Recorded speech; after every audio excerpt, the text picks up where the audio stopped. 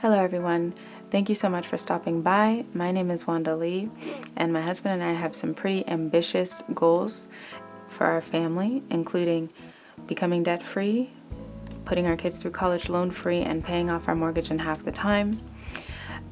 And so those are the long-term goals we like to focus on Mondays. If any of those things sound of interest to you, I'd love for you to hit that subscribe button, and I hope that you stick around for the rest of this video. So today we are actually going to do what I'm referring to as an aggressive pivot, because previously I had been stretching our money so that we could be able to consistently handle our day-to-day expenses, and which is what we typically handle on Fridays for cash stuffing. Also being able to consistently put money into our various savings envelopes, which we handle on Mondays as well, and then also pay off more than the minimum payment of our debt each month. However, in trying to stretch our money to all of these places, it's become very hard to actually get us closer to becoming debt-free. And yes, it makes it does reduce the total amount of time that we would need to pay off our debt by paying more than the minimum. That is true, but we're still far away from paying off the debt. So I don't know if that makes sense, but the pivot is basically us moving toward paying off our debt as quickly as we can. And so what we're going to do in this video is we're going to write down our credit card and medical debt and make a plan of how to pay those three debts off in ideally 8 months. So we will also be setting up our debt binder, which is going to be the first time we've ever had a formal debt binder, but I do think this will again help us stay focused and on paying it off and determined, and then we can always get rid of it and use that lovely binder for something else in the future once we accomplish this goal. So to get started, let's go ahead and grab our debt trackers and start writing down what our current credit card debt and medical debt look like, so we can have a better understanding of how we're going to tackle this 8-month plan. Here we go. Because we're going to be filling out these debt tracker sheets, and I wanted to make sure that you were able to see them. So let's see, is that going to get any clearer? Apologies if that's really dark. Anyway, these are debt trackers that I made. You can, I don't know if I have them on Ko-Fi, but I will try my best to add it before I publish this video, so you can get yourself a free debt tracker if you don't already have one. Anyway, let's dig right into it. So one of the debts we have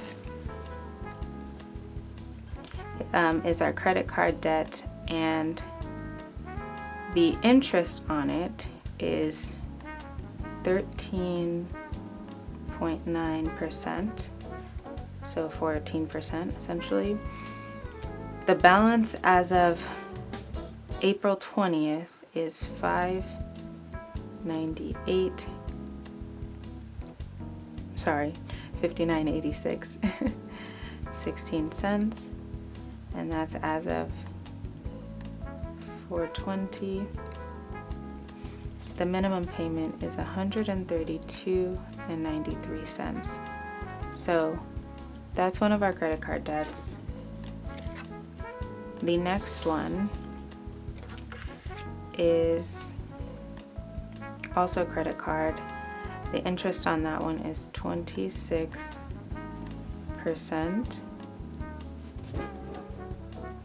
The current balance as of April 20th is $29.44 and 2 cents. and the minimum payment is $81. So that's our second credit card. And then our last debt is medical. And fortunately it has no interest, but the balance is $18.45 and the minimum payment is $153.81 as of April 20th. So these are the 3 debts that we are looking at. And to add a little more context into each of them, this first debt we kind of accumulated after we bought our house. So we bought our house and we left ourselves a good amount of cash buffer to take care of any like upgrades or what have you that we wanted to do. However, we ran through that money because we had a lot of projects that we wanted to take on, which was probably way too ambitious, but that's what we did. And we ended up charging so many things to the card without really thinking about it: flooring, tile, tools, etc. Because a lot of the projects we were doing ourselves. And this bill actually got well above, I want to say well above or pretty close to $9,000 at a certain point. I got it all the way down to 5, and it's now back up to 6. And that's been over a period of 4 years, I would say. So this is definitely something we want to pay down. To add a little context to the second one, this credit card is only used for charges related to our vehicles or transportation. So gas, tires, maintenance checks.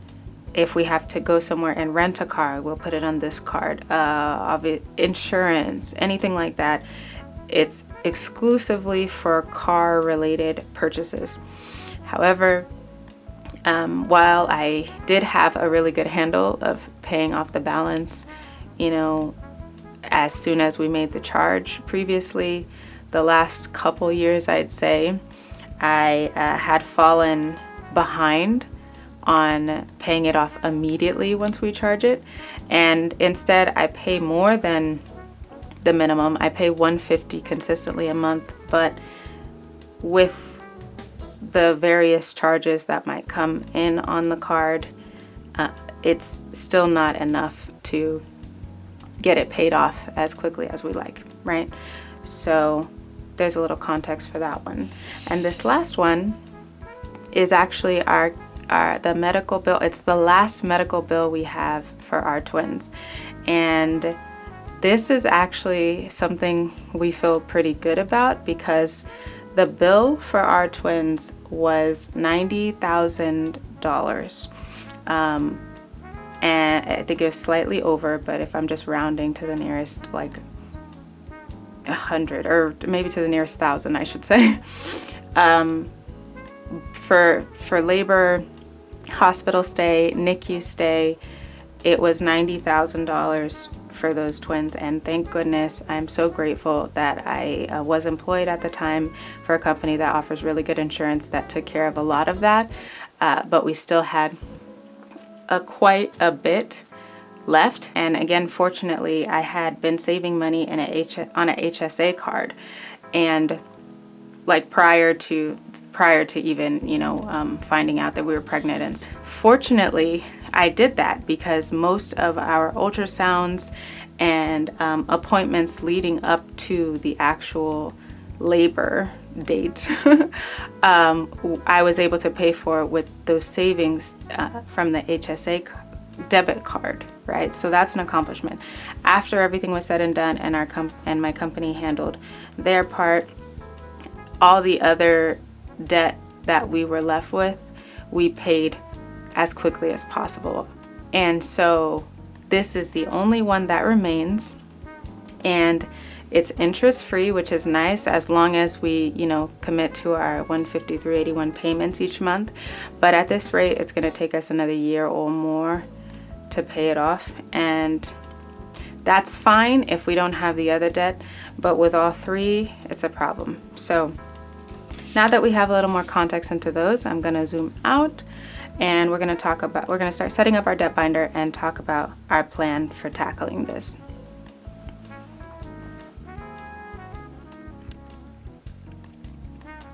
The sucky thing about having white paper is that it absorbs all the light, so it makes everything else dark around it. Anyway. All right, let's move this to the side for a minute, get some of our light back. Whew, that's better. And we're gonna talk about the plan for this debt as we set up our debt binder. This is actually a binder that I had got the beginning of this year or last year, and I got it on sale. It is a Moterm personal size, and it didn't come with these rings. I put the rose gold rings in, of course, like I do all my binders. But it's a personal size. I think it runs about $59, something like that, and I got it for $30 because someone had returned it on Amazon, and that's how I like to buy things. I have not spent full price on a Moterm, except my tiny little wallet, which is ironic because my tiny little A9 wallet that I take everywhere is actually $30, which was the same price as this one and the same price as a couple of my other Moterms. So, fun fact.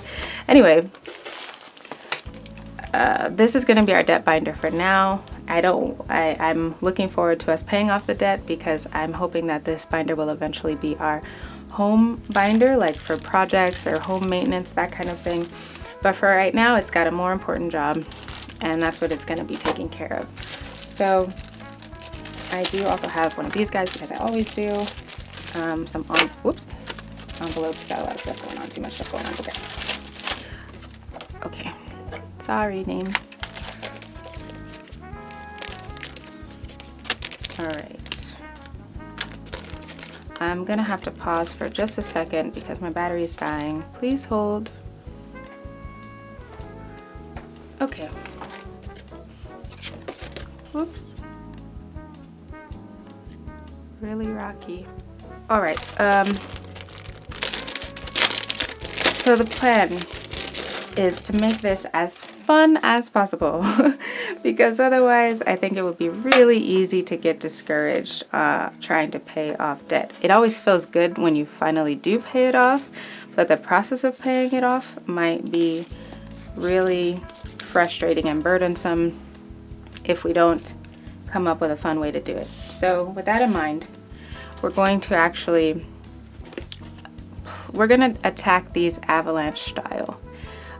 Which means that we're going to start with the highest interest and move our way down to the lowest, right? And so that means we're going to start with this guy, the 2944. Then we're going to move to the 5986, and we'll end with the 1845.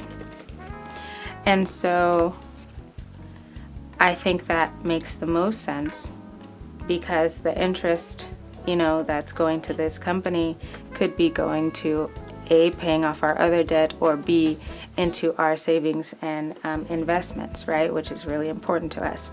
So the plan here actually is to take one of these 100 envelope, 50 envelope challenges I made.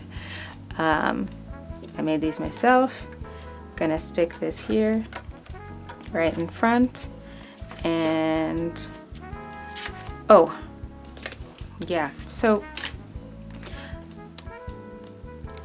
I'm gonna stick this in here, and I'm gonna come back. Oops, I did that the wrong way. Sorry. I'm gonna talk a little bit more about why those numbers are like that in a second. Did I do that? I did that backwards. What am I doing? Silly, silly, silly. This one is going here. This one is going here. Oh,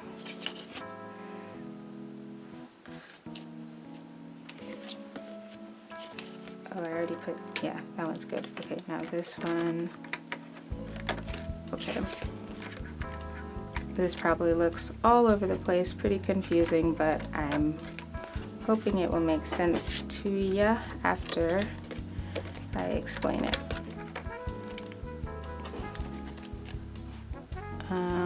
Okay, I'll come back to this in a second. So essentially what my plan is here. The first debt is $29.44, but the plan for paying this off is actually a threefold plan. The first part is to reallocate funds. For example, I have $1,000 from our refund, our tax refund, that I had not put to anything yet because I thought something might come up that we might need it for. So one of my plans for tackling this faster is to put that $1,000 toward it, right? So once we do that, this $29.44 becomes $19.44. Great, perfect. Additionally, something that we're going to have to do in terms of reallocating funds is to make sure that we are paying ourselves back immediately. So that being said, I know that $380 of this it actually recently posted, and that was for our car insurance, right? However, I know that in our bills binder, I had depleted all of the funds except the car insurance, right? Which means this $200 and I think it's $50 needs to come out. I'll update this tracker. And this $250 will go toward it. It should be more, but there was a week that I skipped cash stuffing because I was trying to do the subscription audit. So anyway, if we just minus the $250, now we're at $16.94, right? So this money has to go back into the account to pay toward that car insurance. So that's part of the plan, to reallocate funds to make sure we pay ourselves back immediately whenever a transaction goes onto this card. But speaking of transactions, our number 2 method is going to be to stop transactions to this card except the insurance. So the insurance is going to be the only transaction that is going to, recur on this card. Any other transactions, including gas, etc., maintenance that we would normally pay on this card, we're going to pay in cash unless there is an emergency.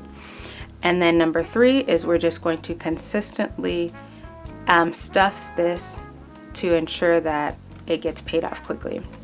So the way I'm making that fun is I created a 50 envelope challenge, which gets us to $12.75. I know that's not quite the goal, but it's okay because when we get to the end, we'll just start over until it's paid off. But it will just make it fun, right? And so I will probably start that next week or the next paycheck we get, start cash stuffing for that. And so that's the plan there. We're taking the same 3-part approach to all of them. It's just we'll focus in on the first one. When it's paid off, then we'll start the second one. And this is the 100 envelope challenge. And by start the second one, I don't mean we're not going to make any payments. We're going to continue to make the payments. We're just not going to make we're just going to pay the minimum so that we can put any other money that I'd normally be paying like extra on, etc., to that first bill so we can get it done with and get that interest out of our hair. And this last one, which again is the medical insurance, because it's interest free, I'm not worried about it as much. But if we have extra, I say if we have extra, that's not what I mean. Once we finish paying off the second one, we will start in on this one so that we can pay it down faster, right? But we are giving ourselves flex with this last one because, again, if something else comes up apart from the debt emergency or something, we do have an emergency fund, but if something outside that we didn't anticipate for comes up, and we can only make the minimum payment here because the extra funds need to go somewhere else, that's okay, because again, this is not collecting interest. And that's another reason why it's in the back. So that is the plan. I feel comfortable pivoting to, you know, a more aggressive and targeted debt payoff at this point because we do have a comfortable number in our savings for an emergency, or our combined savings for an emergency. And so I know that paying this off will help us more in the long run, and that's why I want to focus the energy there. So you will see updates on this in future videos. I hope you like and subscribe and stick around for those. If you're looking for some really inspiring debt payoff videos, I strongly recommend you checking out GB at Income Budget Babes. I love watching her videos in general, but I specifically enjoy watching her debt payoff ones because she does it in a cute little like dice roll style where she has a certain amount allocated, but the envelope that she contributes it towards varies based on the roll of the dice and the dice gods. I love watching her stuff. I watch a lot of her stuff on repeat, specifically the debt payoff ones, and she is a big reason why I decided to just create a full-on binder instead of trying to do it myself via the account, so I can actually see what's happening. So I just forgot to add in these dividers. So this is just to mark our timeline. So the timeline to have this first debt complete is by June, ideally. The timeline to have the second one complete is by December. Whoops. Ideally, like December 20th. And this one again is blank just because it depends on how quickly we can get through the first ones. So that's a TBD. All right. Thank you so much for sticking around. I really appreciate you. Please do like, comment, and subscribe. I'd love to hear your ideas on how you've paid off your debt or how you plan to pay off your debt. If you recommend any other, cash stuffers that make debt payoff fun, I'd love to hear about those as well. Though there's so many, right? There's so many to choose from. But yes, please do subscribe. Help us get to that 100 subscribers. We'd greatly appreciate it. And we do hope to catch you in the next video. Bye-bye. Have a great week.